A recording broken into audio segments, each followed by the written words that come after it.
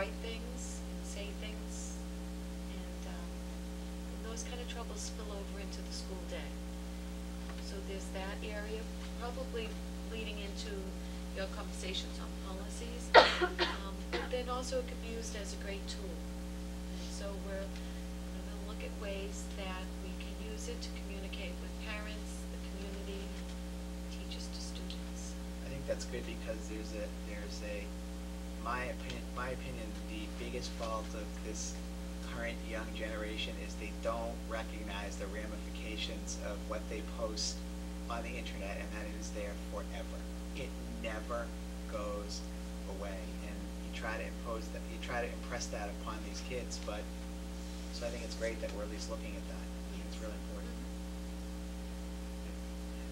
David, you have a report from the athletic subcommittee? Well, we talked about the chart that Dave Johnson and Carl put together on the user fees. And we also got an update from Dave Johnson from the turf field committee. And there's actually a letter in your correspondence packet tonight from the executive committee of the turf field. And so we No. So we can expect probably a more formal presentation in the coming weeks from that. And there is good progress being made. And there are a lot of issues that, a lot of things that people have to agree on to move it forward, but there's good progress being made, at least on the actual plans and before they're presented to them. So.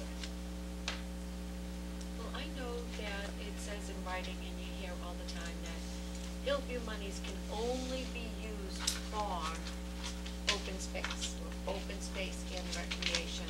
And I think as part of this exploratory group, I'd like to see something formal and in writing. I think the town should have it. There is something in writing for us tonight, but it'll be presented publicly, I think, in the next few weeks or month.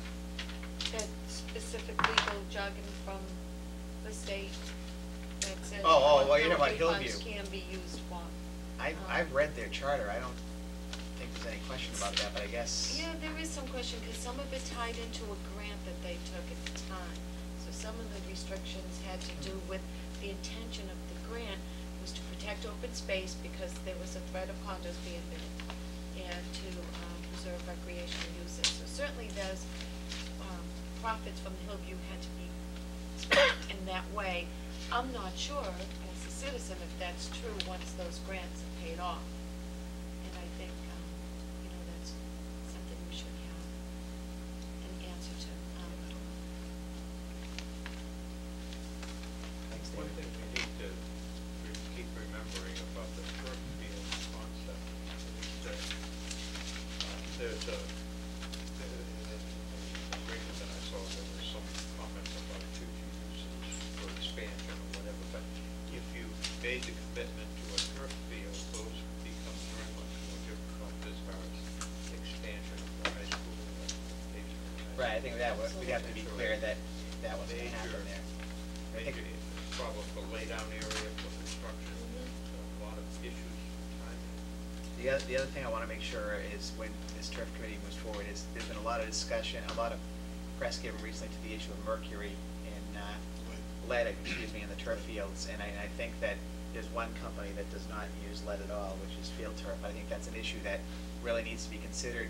The Globe went out and actually tested some local fields. Most of them are below the right, level. below the level, but Yeah. some were above and they had to be closed down. So I think that's just an issue to look at when we move forward. And I mean, I do have concerns about relinquishing any control of school property to any department.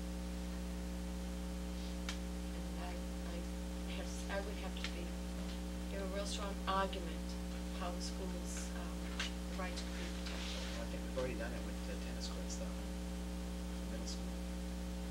I don't see the tennis courts being used like our high school football and track buildings. Well, that's true. They're not used. But I think that's when School gym programs aren't when I talked about the underlying agreements, there's a lot of documents that have to be reviewed and Yeah. approved in order for this to move forward. And I think we we all have to look at those over the next months, before these things come. Okay, David, under correspondence, there's actually some good news in here from the Mass School Building Authority, correct? It's just that the audit on the Bachelor of School is finalized, and the amount of money that we're going to be reimbursed is what we expected. So we'll be getting an additional 1 million, or have we already gotten an additional? No, we've not. So it'd be $1,291,947, correct?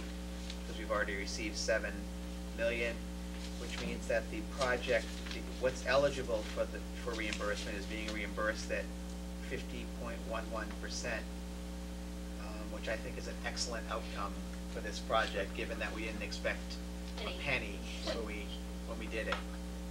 So that's 8 million, the total's $8,291,947 out of the eligible $547,489.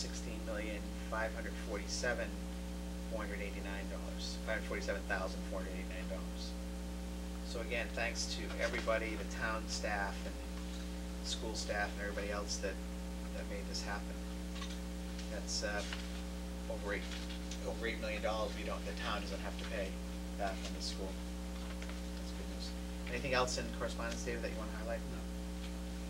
All right. Next meeting is February 9th, and then February 23rd. Then we're going to have a public budget hearing on March 9th. And David, I don't know if we're going to be, I guess we'll be talking about whether we're going to be scheduling any public input sessions for the budget. At this point, we have a need for an executive session for collective bargaining and litigation, and we will return to open session for the purpose of adjournment. Can I have a motion for executive session, please? So- Okay, motion by Mrs. Venezia, second? Second. By Mrs. Vaca. Mrs. Davis? Aye. Mrs. Venezia? Mrs. Vaca? Aye. Mr. Bowers? Chair votes aye. Can anybody make Tara's impact bargaining tomorrow at 4? Cindy? Declan came Oh, home from school today with 100. just wrote it down. 10:40. I cannot.